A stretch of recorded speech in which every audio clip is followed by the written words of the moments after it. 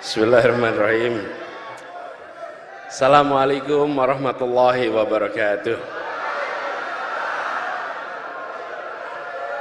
Rabbi israh li sadri wa yassir li amri wahlul 'uqdatam min lisani yafqahu qawli.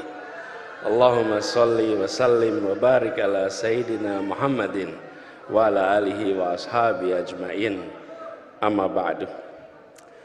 Yang saya hormati senior kita, saya hormati orang tua kita Pak JK dan Ibu Pak Mahfud MD, kemudian Pak Gubernur, Ibu Ketua DPRD, dan seluruh senior trainer kita semua, termasuk presidium yang saya hormati, serta seluruh peserta Munas ke-11 KAHMI.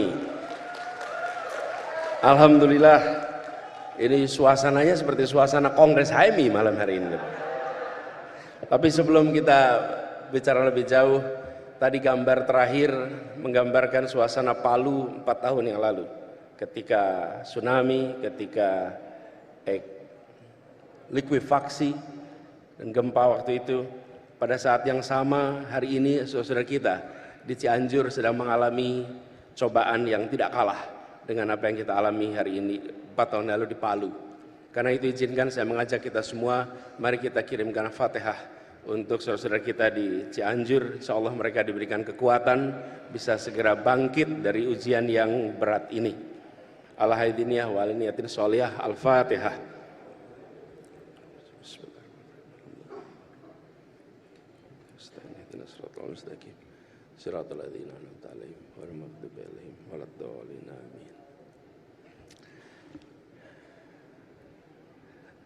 Terima kasih Kanda, Yunda, dan seluruh peserta Munas yang saya hormati. Meneruskan tadi yang disampaikan oleh Pak JK, Ketua Majelis Etik, ketika berbicara tentang HMI, KAHMI, lintas generasi, memang ada sebuah ikatan persaudaraan yang luar biasa kuat. Dan ini dibangun oleh semangat ketika masih mahasiswa, bekerja memikirkan bukan saja tentang dirinya, bukan saja tentang masa depannya, tapi tentang bangsanya, tentang negerinya, dan tentang umatnya. Jadi tadi sampaikan Pak JK, dan benar Pak JK, kita semua mengalami, apalagi yang di Jakarta, panggilan Kanda itu di mana-mana. Sering sekali Kanda, dan kita mengalami Pak JK. Saya juga sering ngalamin. Adik-adik kita sering datang ke Jakarta, kalau saya karena dari Jogja, banyak dari Jogja datang, mampir. Dan kalau sudah mampir, ngobrol agak panjang, saya ingat biasanya beberapa kali, dan sering ada pengalaman unik.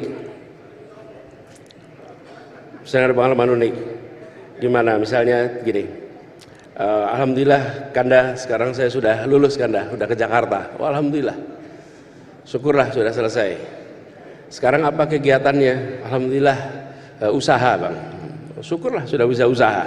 Memang kita perlu banyak pengusaha. Bidangnya apa? Ya usahakanlah Bang. Jadi usahanya tolong diusahakanlah Bang. Jadi wah ini repot ini. Jadi keterampilan negosiasi, persuasi di HMI itu luar biasa manfaatnya ke depan. Luar biasa. Dan apalagi kalau ada keterampilan mengelola forum, luar biasa. Karena kita semua tumbuh besar di dalam sebuah tradisi intelektual, tukar pikiran, dan itu bagian dari pengalaman kita. Karena itu saya ingin meneruskan apa yang tadi disampaikan, karena ini sejalan dengan tadi yang coba dipikirkan tentang bagaimana kita ke depan. Menurut saya salah satu hal penting di KAHMI adalah bagaimana peran kecendekiawanan KAHMI kembali ditingkatkan. Ini adalah sebuah tanggung jawab yang tidak kecil.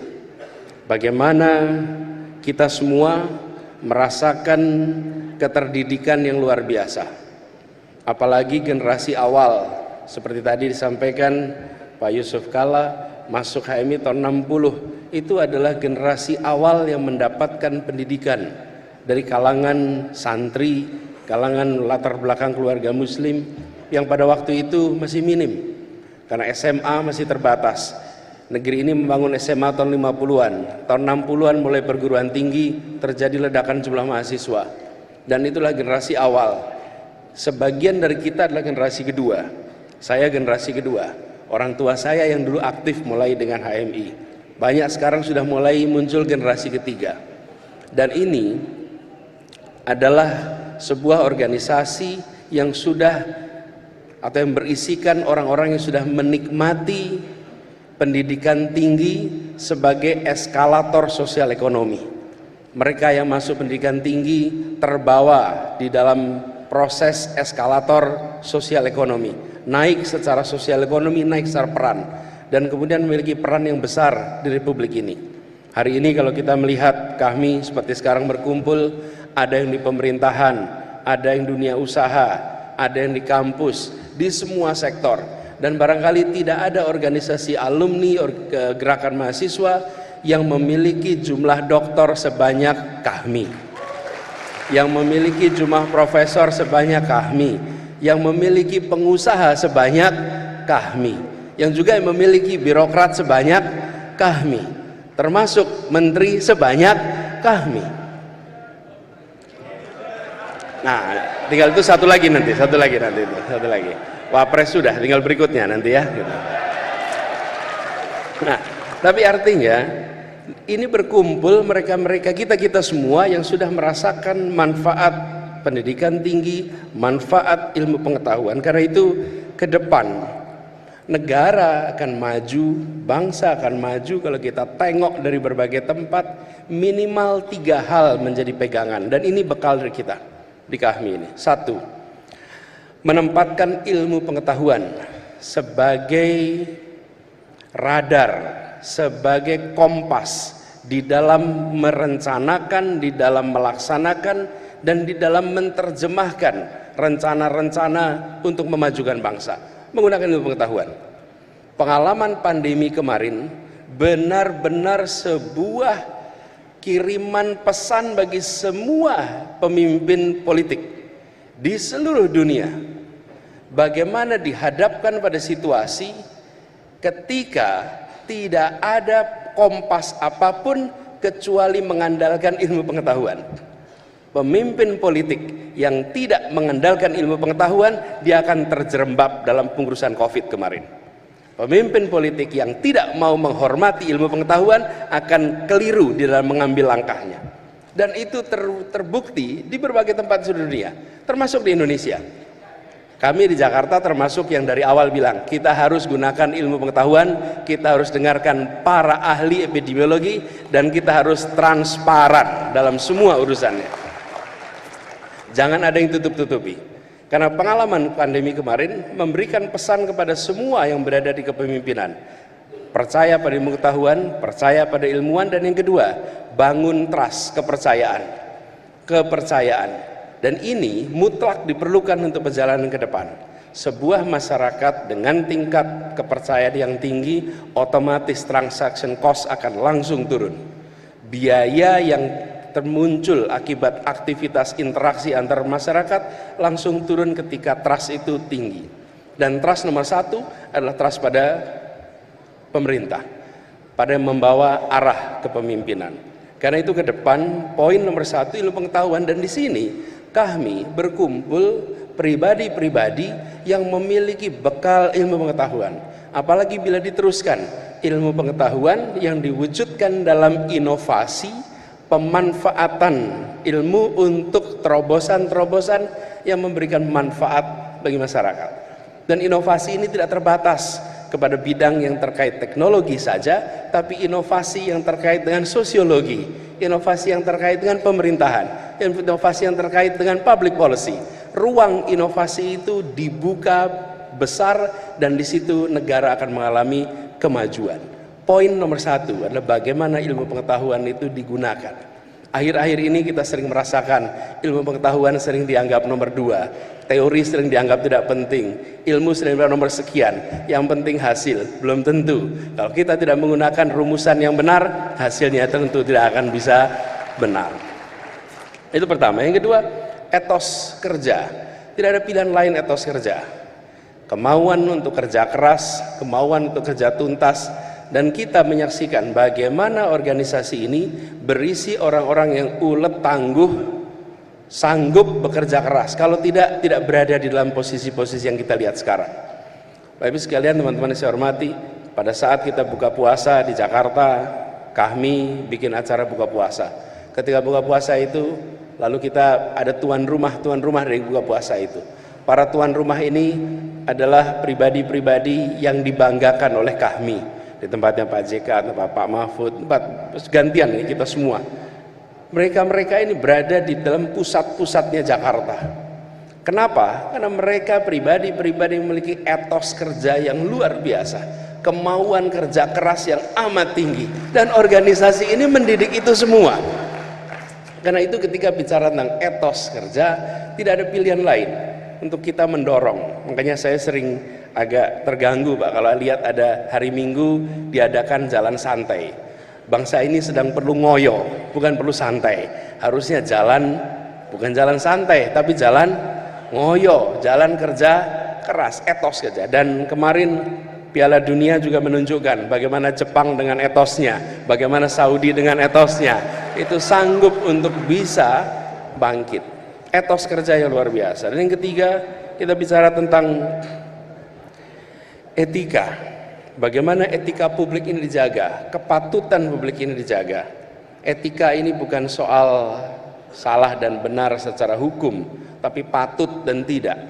Dan kita menyaksikan bangsa-bangsa yang maju, negara yang maju menjaga yang disebut sebagai kepatutan, etika di dalam masyarakat. Kami, HMI, memiliki stok pengalaman yang begitu banyak di dalam menjaga etika ini. Karena itulah kalau kita bicara tentang ke depan, tengok ke belakang. Tengoklah para pendiri republik ini. Kalau kita menengok pendiri republik ini, rasanya seperti menengok jajaran Kahmi di masa itu. Waktu itu belum ada Kahmi, karena HMI baru ada tahun 47. Siapa mereka ini? Para alumni Jong Islam Iten Bon, para alumni berbagai organisasi. Mereka adalah pribadi yang satu, punya pondasi agama, pondasi Islam yang kuat. Yang kedua, mereka terbuka pemikirannya dengan gagasan-gagasan dari ilmu pengetahuan yang beredar di masanya. Mereka memiliki etos kerja yang luar biasa. Mereka tidak pernah jera, baru pun harus menghadapi tantangan kolonialisme yang luar biasa. Dan mereka menjaga etika publik dengan amat tinggi.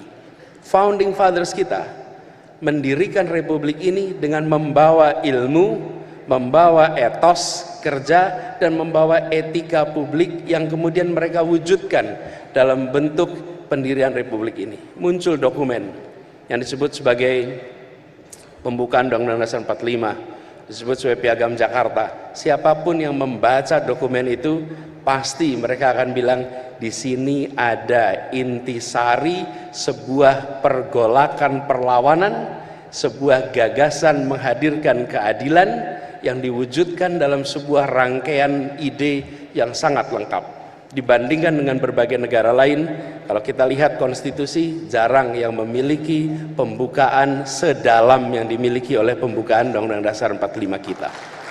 Nah, ini semua memberikan kepada kita pelajaran hikmah ke depan. Saya rasa di Kahmi kita punya PR yang cukup besar di sini. Kedepannya siapapun yang nanti bertugas di Republik ini perlu secara serius menempatkan 3 hal tadi menjadi bahan untuk perjalanan ke depan. Dan tujuannya apa? Tujuannya seperti tadi disampaikan oleh Pak Mahfud. Republik ini didirikan untuk menghadirkan keadilan sosial bagi seluruh rakyat Indonesia. Keadilan itulah yang menjadi tujuan utamanya. Tanpa ada keadilan, maka semua urusan lewat. Tidak ada persatuan dalam ketimpangan. Persatuan akan muncul bila ada rasa keadilan. Tidak akan ada perasaan kebersamaan, kedamaian jika tidak ada rasa keadilan. Dan kedamaian itu tidak ditandai dengan tiadanya kekerasan. Kedamaian itu tidak ditandai dengan tiadanya konflik. Kedamaian itu ditandai dengan hadirnya rasa keadilan. Itulah yang akan bisa menghadirkan rasa kedamaian yang hakiki.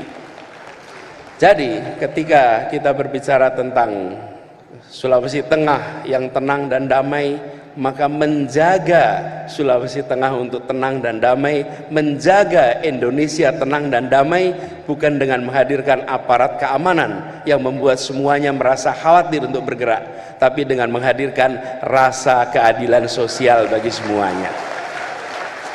Disitulah kemudian pegangan kita. Dan untuk menghadirkan rasa keadilan sosial harus ada inovasi, harus ada terobosan. Dan terobosan itu tidak selalu berbentuk teknologi inovasi itu. Kalau boleh saya cerita sedikit yang kami alami di Jakarta. Di Jakarta ini, terus sekalian, kita punya kasus banyak sekali soal tanah, Pak. Ada rakyat kecil yang tinggal di tanah-tanah yang statusnya milik BUMN.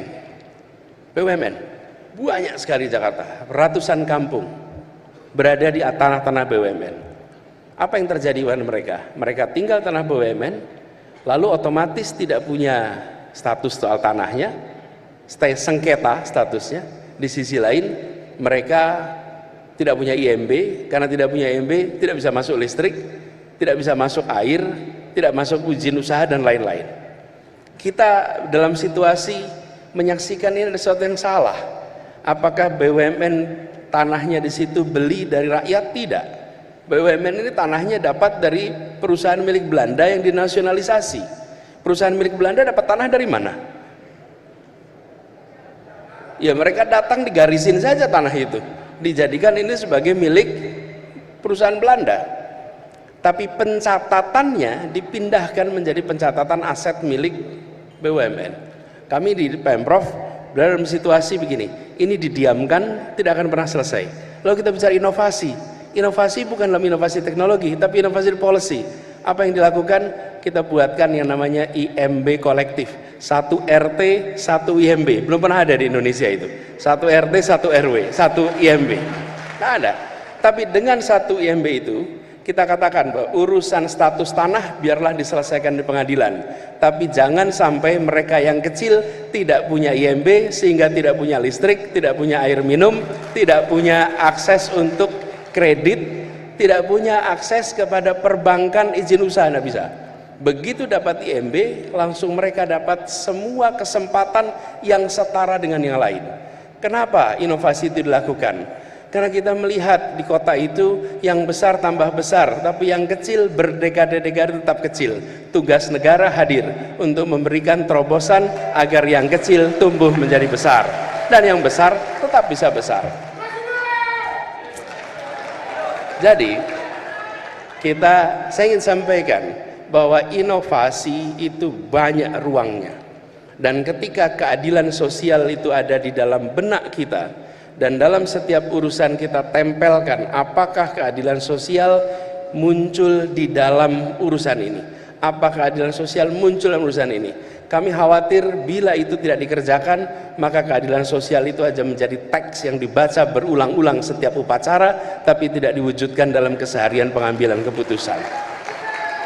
Nah, inilah sebabnya kita ikhtiarkan sama-sama.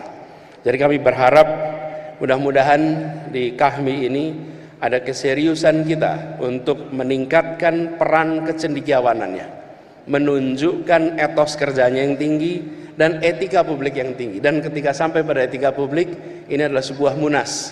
Di munas ini berkumpul semua unsur. Saya rasa hanya ada HMI, yang di seluruh partai ada HMI-nya, di seluruh bidang ada HMI-nya. Dan ketika berkumpul, latar belakangnya boleh beda-beda. Dan latar belakang tidak bisa dipersatukan, tapi semua berkumpul untuk kemajuan KAHMI, untuk kontribusi KAHMI bagi Indonesia dan bagi umat Islam. Karena itu insya Allah nanti ini akan menjadi contoh bagaimana sebuah munas dengan bercirikan akhlak yang mulia, bagaimana perbedaan pandangan dibicarakan dengan kematangan, bagaimana tukar pikiran itu terjadi, dan bagaimana lawan debat adalah teman berpikir. Bagaimana kita menunjukkan KAHMI bisa jadi contoh di antara munas-munas lain yang akhir-akhir ini muncul dengan kekerasan. Dan kita bisa tunjukkan bahwa kedepannya HMI bisa bersatu. Insya Allah dengan kami bersatu kita akan bisa bawa agenda-agenda besar untuk Republik ini. Kita bisa sama-sama makin solid untuk memajukan Republik ini. Dan bila kami sudah berbaris, bila soft kami sudah rapi, rasanya semua urusan akan bisa diselesaikan dengan baik kalau kami. Dan semoga dengan Munas ini nanti tuntas, kepemimpinan baru mencerminkan variasi yang lengkap yang ada di kami. Variasi yang komplit, karena kami memiliki begitu banyak unsur perannya. Dan harapannya seperti tadi disampaikan, insya Allah momentum perubahan yang mungkin akan kita saksikan sama-sama, di situ kami bisa memberikan kontribusi untuk semuanya. Itu saja dari saya, kurang lebih mohon dimaafkan. Terima kasih. Assalamualaikum warahmatullahi wabarakatuh.